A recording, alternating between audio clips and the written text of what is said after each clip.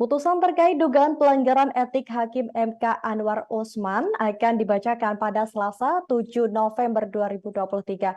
Putusan ini menindaklanjuti perihal gugatan batasan usia Capres dan Cawapres yang menjadi pro kontra di publik. Hal itu disampaikan oleh Ketua Majelis Kehormatan Mahkamah Konstitusi Jibli Asidik pada Senin 30 Oktober 2023. Jimli mengatakan pembacaan putusan ini dilakukan sesuai dengan permintaan pemohon, di mana harus dibacakan sebelum tanggal 8 November yang menjadi batas akhir pengusulan Capres-Cawapres di KPU. Jika nantinya Hakim MK dinyatakan bersalah, maka nasib putra sulung Presiden Joko Widodo bisa terancam gagal melenggang maju di Pilpres 2024. Sebagai informasi, MK juga sebelumnya telah menggelar sidang pendahuluan dengan memanggil 9 hakim konstitusi selaku terlapor. Namun sidang tersebut digelar secara tertutup. Jimli mengatakan dalam sidang tersebut secara garis besar membahas soal mekanisme pemeriksaan dan jadwal. Adapun saat ini sudah ada sebanyak 18 laporan dugaan pelanggaran etik hakim yang diterima MK. Kemudian dia juga mengatakan bahwa jumlah tersebut didominasi oleh laporan dugaan pelanggaran etik terhadap Ketua MK Anwar Usman. Selain nama Anwar Usman yang paling sering muncul, nama Pak Saldi dan juga Arief sering jadi perbincangan.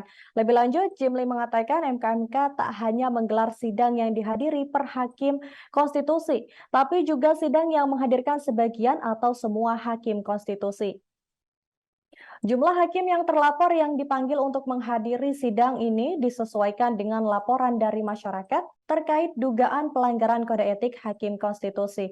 Kemudian diinformasikan juga bahwa adik ipar Jokowi ini nantinya akan mulai disidang pada hari Selasa 31 Oktober 2023 malam.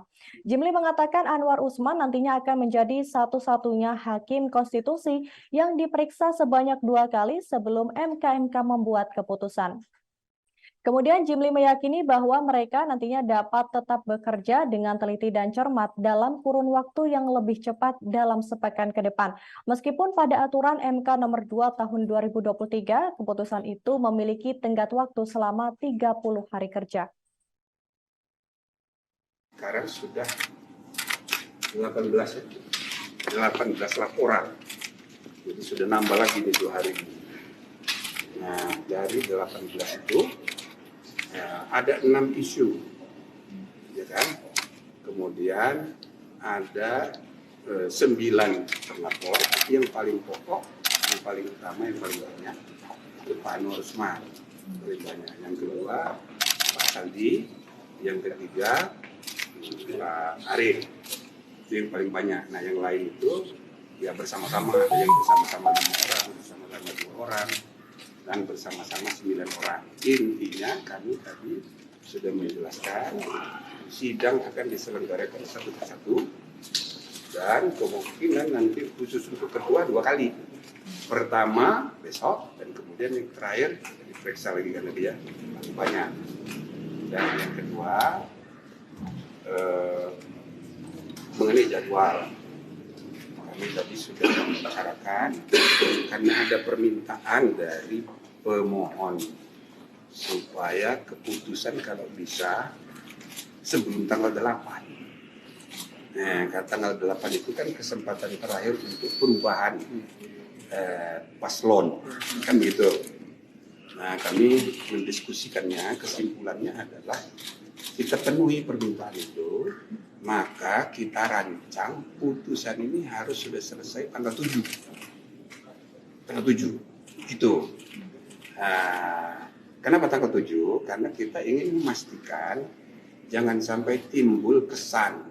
Timbul misalnya ada orang menganggap, wah sengaja ini dimolor-molorin. Gitu loh, dimolor-molorin.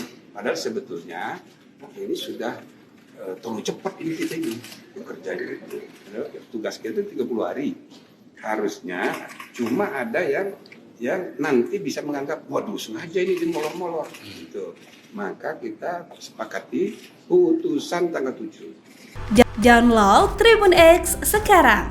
Menghadirkan lokal menjadi Indonesia.